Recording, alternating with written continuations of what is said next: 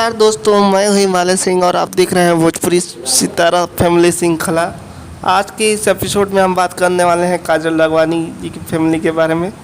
तो सबसे पहले बात करेंगे हम काजल लखवानी के पिता के बारे में। तो इनका पिताजी का फ़ोटो आप डिस्प्ले पर देख सकते हैं। काफ़ी अच्छा फ़ोटो है, पिताजी के साथ इनका फ़ोटो आप डिस्प्ले पर देख सकते हैं।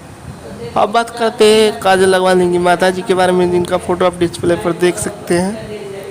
ये है काजल लखवानी जी की माता जी। अब बात करते हैं काजल लखवानी जी के भाई के बारे में। तो इनके भाई का फ़ोटो भी आप डिस्प्ले पर देख सकते हैं। 2 भाई हैं और काजल लखवानी जी के साथ फ़ोटो में नज़र आ रहे हैं। अब बात करते हैं काजल लखवानी जी की बहन के बारे में, जो आप डिस्प्ले पर देख सकते हैं। काफ़ी खूबसूरत हैं और इनका फ़ोटो भी आप डिस्प्ले पर देख सकते हैं।